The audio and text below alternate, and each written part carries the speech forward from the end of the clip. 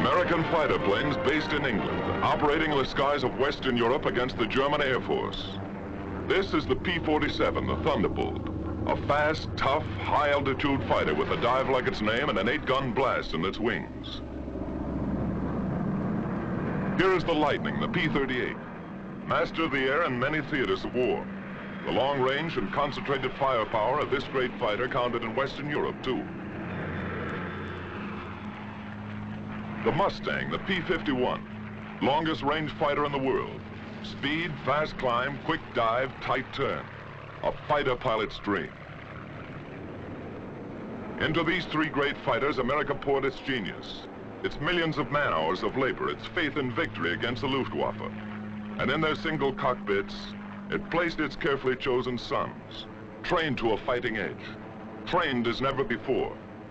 Here is their report, catch as catch could by their own gun cameras in the instant of action, and delivered in return for your toil and your treasure and your high hopes.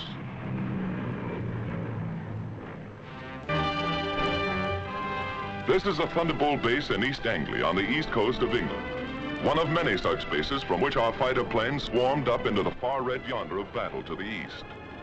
Their main job, although they struck many other blows, was to escort and protect our heavy 4-engine bombers, the big friends, against the Focke-Wulf 190s, the ME 109s, and the enemy's rocket-lobbing twin engines, Ju-88s, ME 210s, 410s, and others, to attack them whenever, wherever, and in whatever strength they appeared. Our direct challenge for control of the air. Trucks bring the pilots from the field to the squadron dispersal hut for intelligence interrogation after the mission. Coffee and sandwiches if they want it. Little action today, just a routine escort. You saw 4 190s on the field. That's right. Harry saw them, too. I think it was this field, Jack, farther west. We made the 180 here and flew about 2 minutes on 340. Well, that's about 15 miles south of Hanover. We thought that field was knocked out. They seem like ordinary American boys, but look a little closer. Now they pile in a Jeep and ride to chow. They have Jeeps enough, but they like it this way. They kid a lot, high-spirited. And later they relax and enjoy the not-too-frequent sunlight. Unless some joker is present, and he usually is.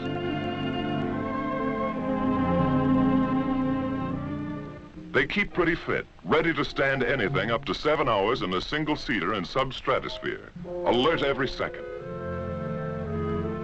And they keep their eye in. This fellow has 22 destroyed. Well, he may have if he keeps at it. And they won't be clay pigeons.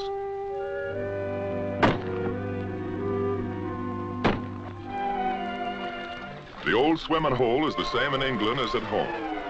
They had a beautiful summer in England that day. Little aquatic practice won't hurt either. They may have to make a high dive with chute and become a channel swimmer almost any time. Of course, it gives their airborne pals a fine chance to practice low flying a bit.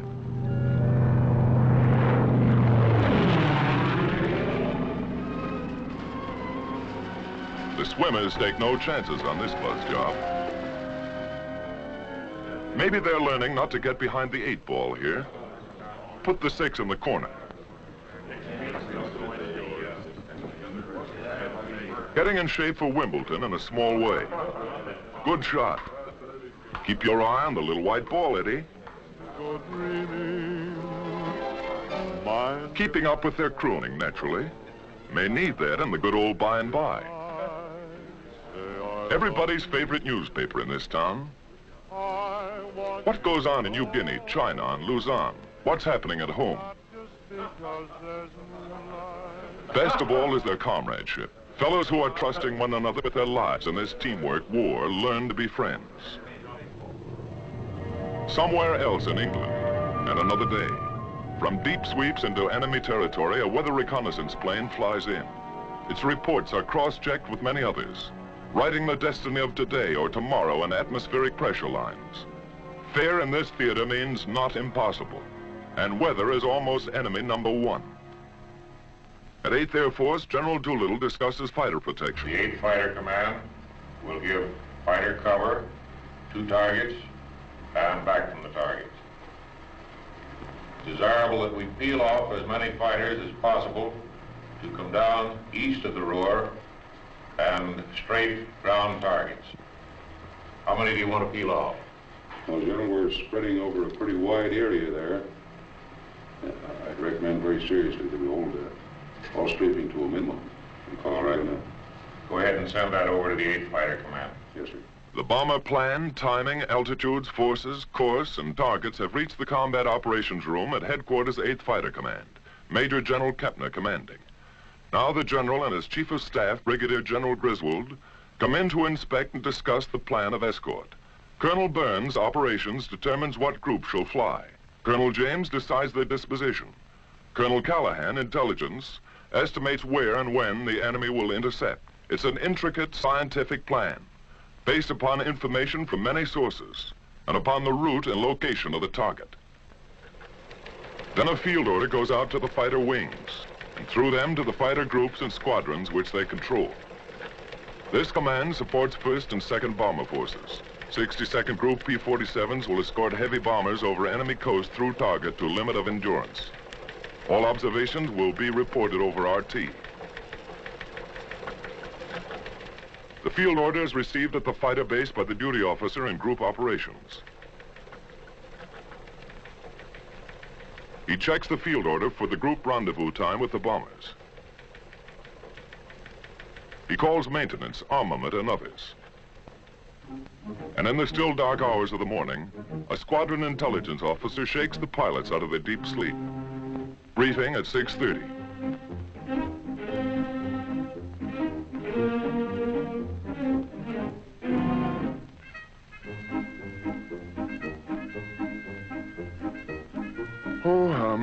Why can't they fight the war at a reasonable hour?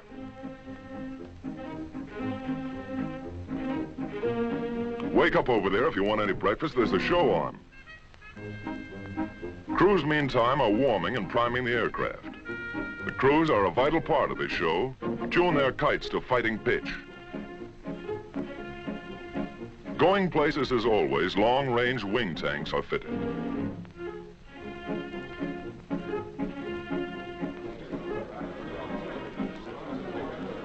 Now briefing and everybody present. The colonel comes in. These fellows are veterans of many missions, so he gives them the essentials without ceremony. Okay, boys, today we're ready to escort 10 boxes of bombers, 36 ships to each wing. We're on the front end of the 1st Task Force, picking them up in the Mannheim area, around the target, about 20 miles east of Mannheim, at which time we will proceed up to the aerodromes north of Frankfurt, where we will straight. Now today, I want to use the same system we used the other day. That is, dividing the field up into sections, one squadron only on the field at one time. When the ammunition is expended from that squadron, you'll move up and let the other top cover squadron come down and straight. Okay, boys, we'll start engines at 8:50, take off 8:58 to 9:06, rendezvous with the big friends 11:04, escort until 11:24, strafe until 12:16. The pilots make notes on the back or palm of their left hands. No chance of losing that little memo in a moment of excitement, or not much chance. Okay, any more questions? Intelligence? Intelligence takes over. Gentlemen, you may expect considerable enemy opposition today. The Germans have brought in some 100 single-engine fighters, chiefly 109s, some 190s, to stop the American drive across the Rhine. Watch your flank at the Rhine River, at Mannheim, and particularly in the Frankfurt area. Now, after we break escort, there are 4 aerodromes which we marked in red pins. You're free to strafe those aerodromes, but watch out for the flag. There are probably about 30 guns on each airfield. Send a flight down to silence the guns before you attempt to hit the planes on the field. Then time check. A minute is a long time for an air fighter. In 10 seconds, the time will be exactly 0658. Good luck, man.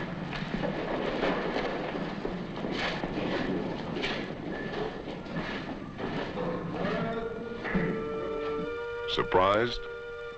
These fellows know what's at stake. Each man takes his emergency kit and empties his pockets. A scrap of paper might tell a big story to enemy intelligence if he has to bail out. Last but not least, each pilot picks up his chute and rubber dinghy on the way out.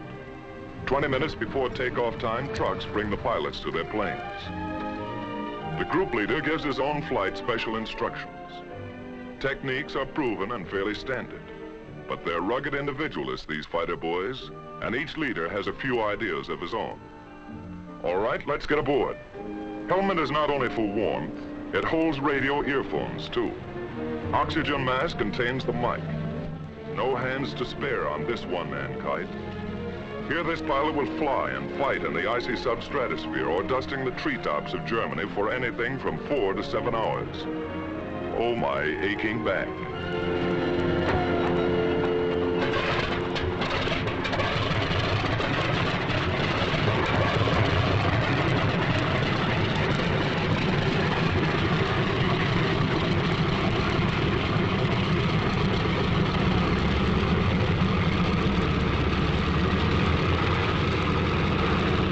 All clear?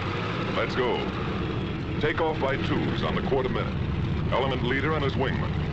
Expert takeoffs and landings are a point of pride with every squadron.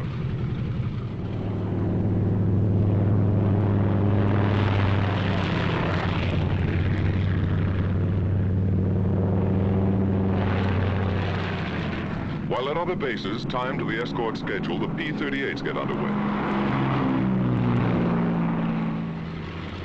And at still others, here go the long-range Mustangs to keep their rendezvous with the big friends someplace deep in Germany. Somewhere out there over enemy territory, near or far on the long route as the bombers go out and come home, each of these fighter formations will make rendezvous with them at a certain point on the exact minute. These thunderbolts climb steadily over the channel and into hostile air. They keep fairly close together to prevent wandering and to save gas. That all-important item for the long-range escort fighter. He can't borrow a couple of coupons over Frankfurt or Cologne. Now they open up into battle formation, fairly line abreast. Each pair, leader and wingman, never willingly separated, is a combat element. 4 planes are a flight, 8 a section, 16 a squadron, 3 squadrons a group. All working together because it's teamwork every second or die. Just as simple as that. Close to rendezvous now, and in the distance are the bombers. Advanced formations of the perhaps 100-mile-long armada. The Thunderbolts maneuver for their escort position.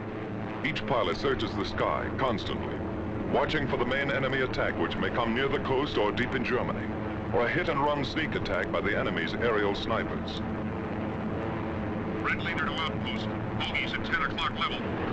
Outpost to red leader. Your bogies look like friendly Spitfires. But these black darts are not friendly. This is red leader. All right, men, on the ball. This is it. 109's at 9 o'clock. Yellow leader to outpost. 1 Wolf coming in.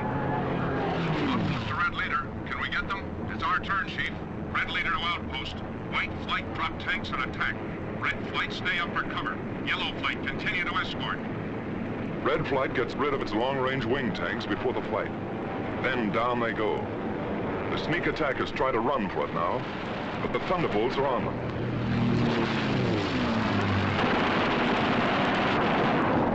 With a touch of the finger on the stick, a camera and 8 machine guns are put into action. Small cameras set on the wings make the record. Poor pictures due to gun vibration. But you see it when it happened, as the pilot saw it.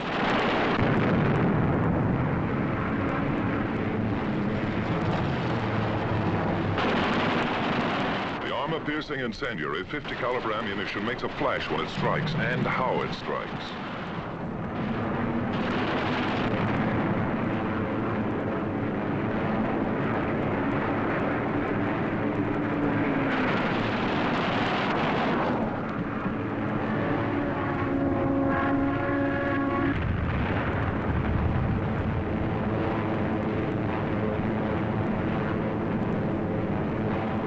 The bombers, ready with their own guns for anything that slips through, didn't need them this time.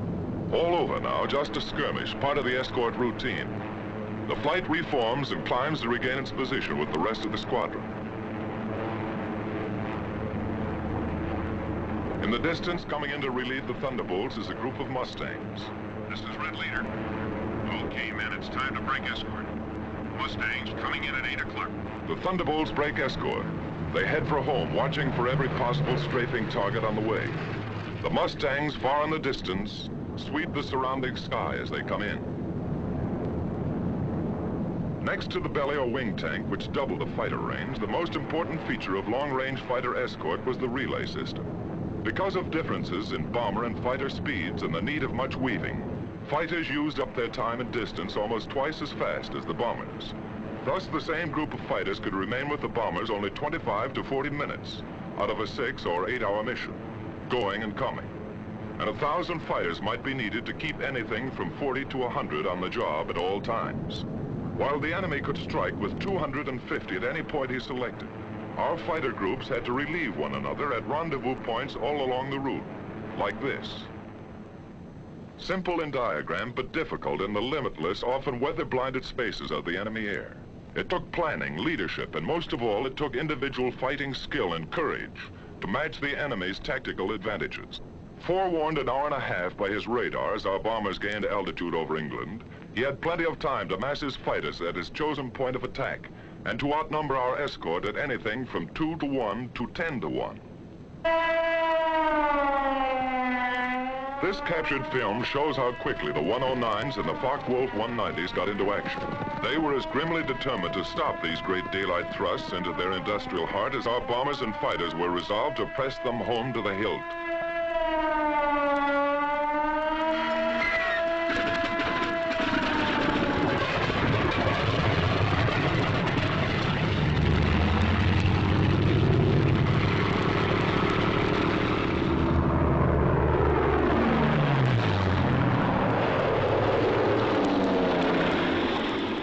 In Germany now, weaving ahead, above, below, and all around the bombers like a screen of destroyers protecting the main fleet. A group of escorting Mustangs watches every corner of the sky. They don't have long to wait.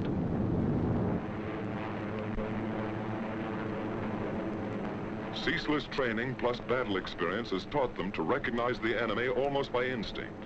Where they are, how they act. First hostile aircraft is spotted. Blue Leader here. Watch it, fellows. 109 at 10 o'clock. The enemy fighters are massing for an attack on the bombers while our pilots watch every move of their very tactics. Yellow Leader to blue flight. Looks like they're trying to lead us away from the bombers. Green Leader here. You're right. Here comes another 9 o'clock. Blue Leader here.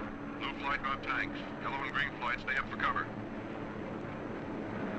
The Mustangs drop wing tanks and plunge into the fight.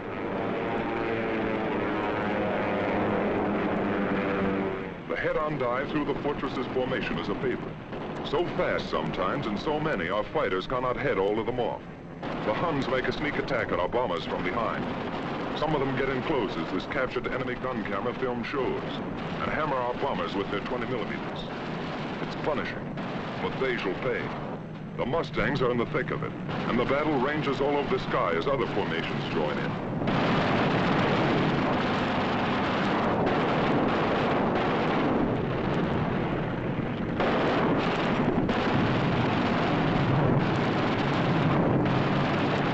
Furies attack in waves and sometimes inflict great damage before they're driven off.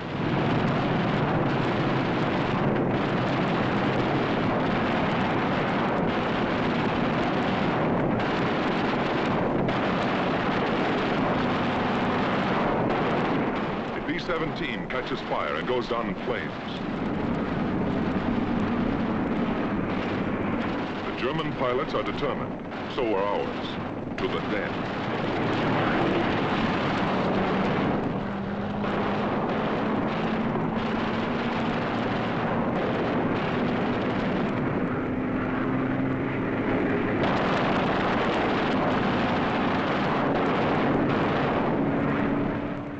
Tail shot off, but still going ahead.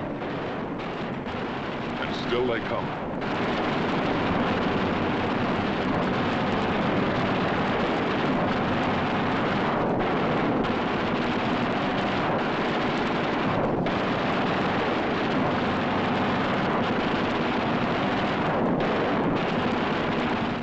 We lose another, but they cannot stop us.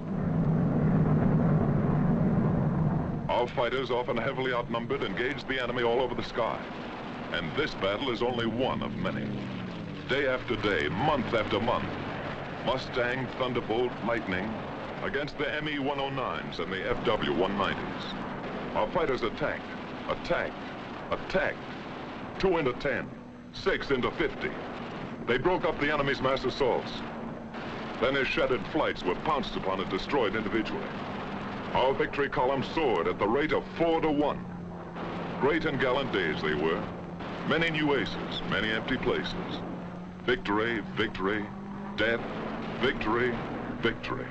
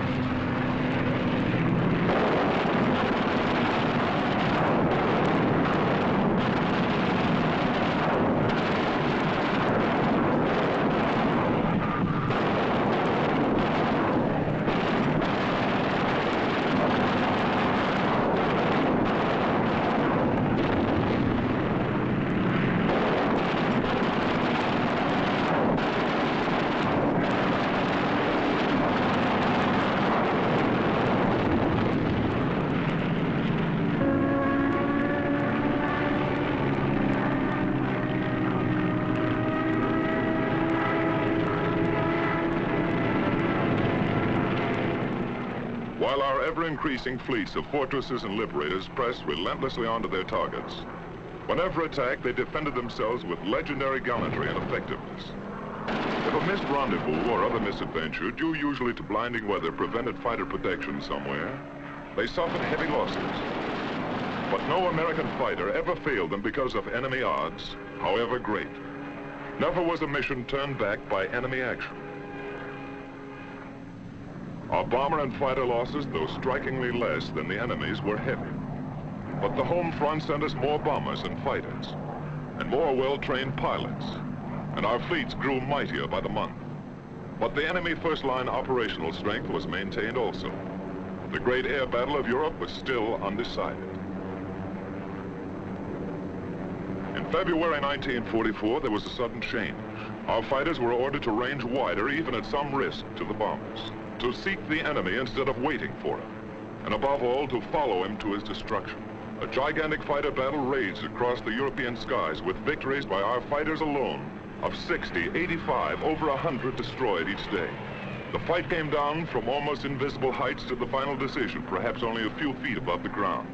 Enemy warplanes of every kind and in fantastic numbers were splashed all over the landscape of northwestern Germany and occupied Holland, Belgium, France.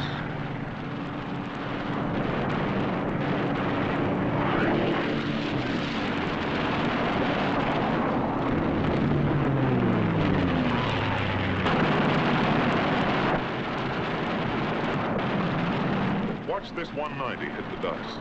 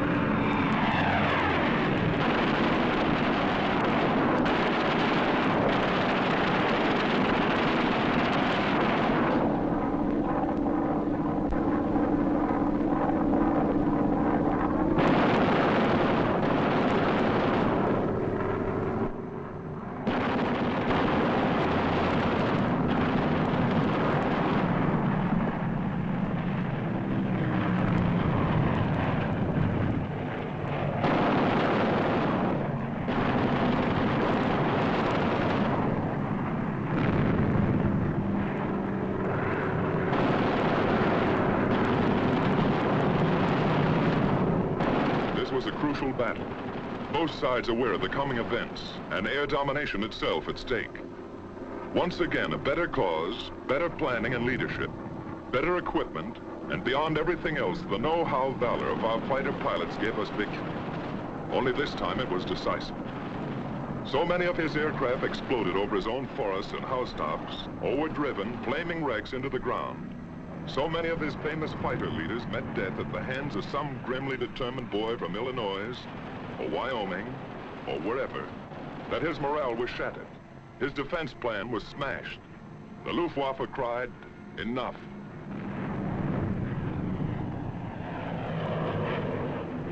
And the day arrived when a huge 8th Air Force bomber mission with full fighter escort was flown to Berlin and back in good weather without challenge by a single enemy fighter.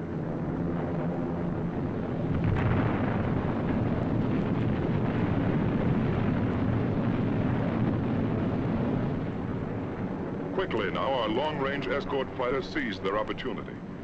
Since the enemy did not come up to fight, down they went to blast his planes to pieces and burn them on his own aerodromes all over Western Europe in the very heart of Germany. It was the most savage and devastating fighter ground attack on record. Returning from unchallenged escort duty and on many special missions, they burned his aircraft by hundreds, harried him from one airfield to another, forced on him a degree of dispersal ruinous to his efficiency. His frequently intense light flak, sheets of machine gun fire from flak towers and ground installation caused losses, heavy ones, 4 times as many as the same number of fighters would sustain in aerial combat. These are the films of the victors, and they do not show the cost. But our fighters never flinched, and by their fine courage, facing destruction in single-engine planes only a few feet above the ground, 500 miles from their bases, they smashed the heavily concentrated front-line operational strength of the German Air Force forever.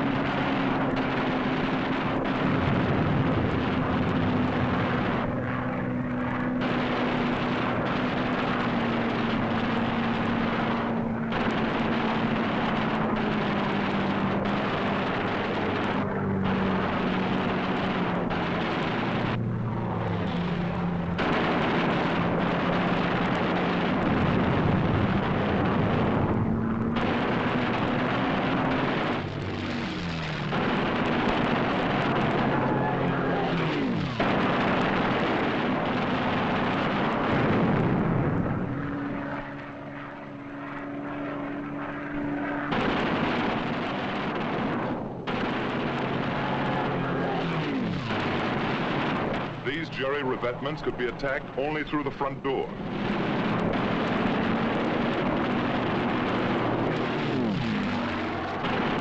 These copied Allied Invasion Day stripes failed to deceive our pilots.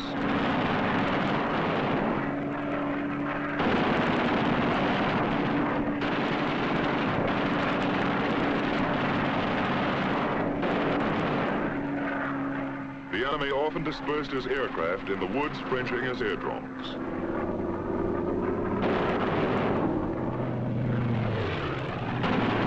Always open season on this kind of sitting duck.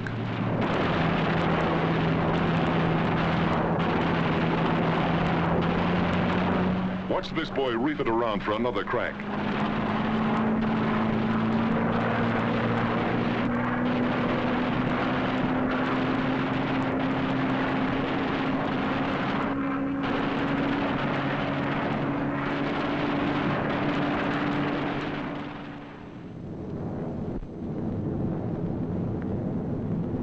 Steady, relentless bombing of Germany went on without ceasing.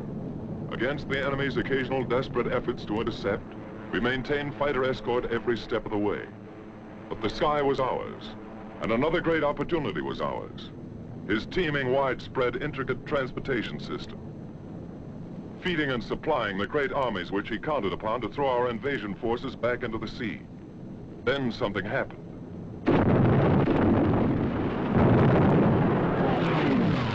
The enemy's roads and railroads were struck with a mighty force of air power. They were tense days, crucial days, and both sides knew it.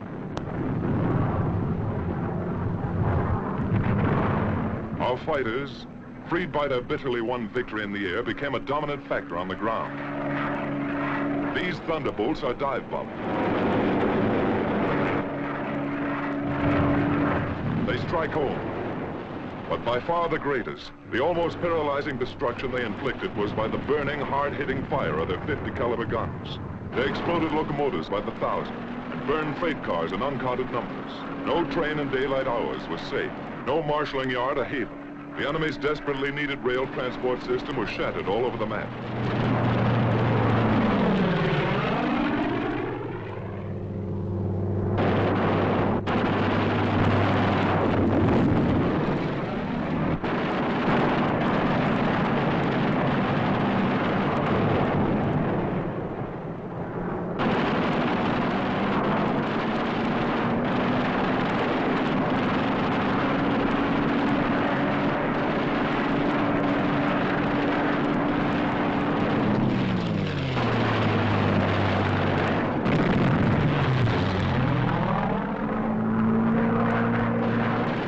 Tank goes up, one of many.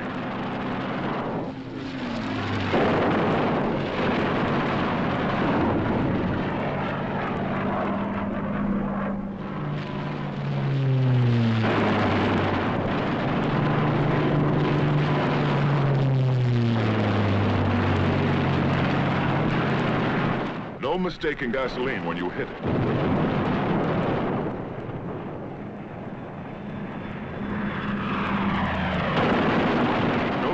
Too small, even a single railroad car.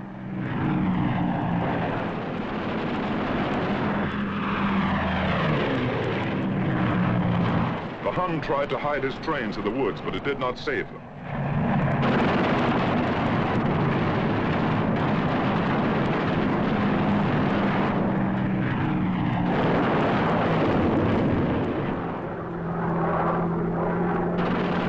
His diversion of traffic to slow-moving barges was no escape. The hail of our fighter fire swept the canals.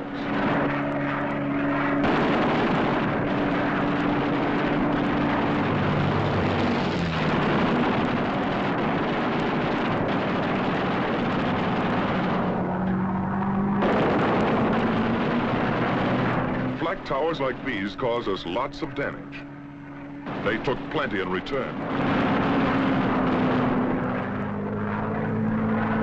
Radio and radar stations came in for a special beating.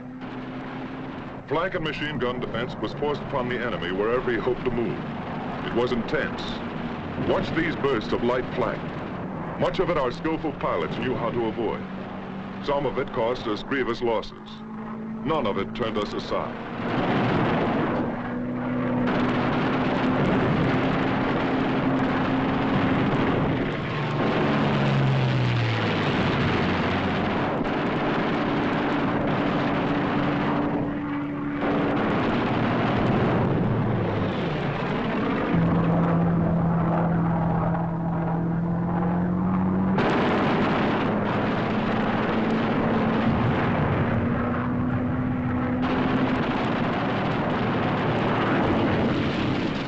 enemy ammunition tried to run the gauntlet in vain. Watch this staff car of a high German officer.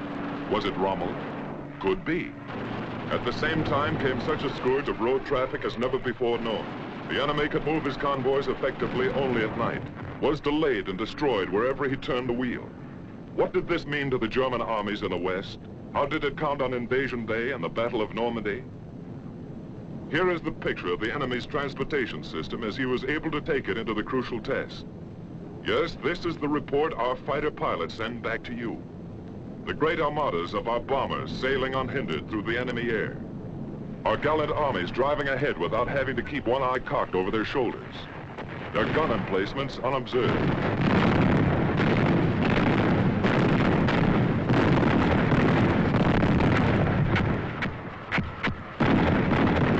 Everywhere above the mighty battle was and is the flash of American fighters.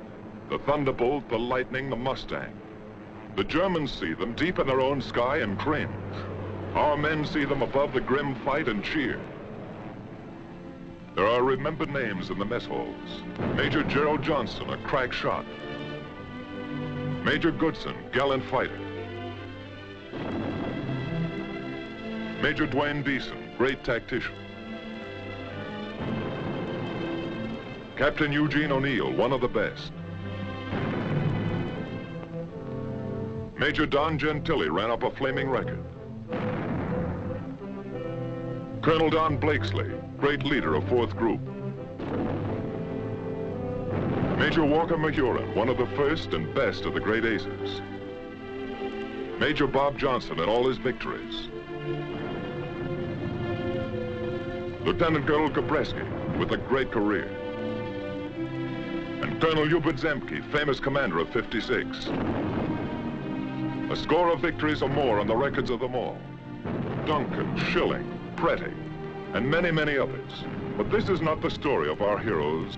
It belongs to all our gallant fighter pilots who in the decisive hour smashed the Luftwaffe and gave us freedom of the air.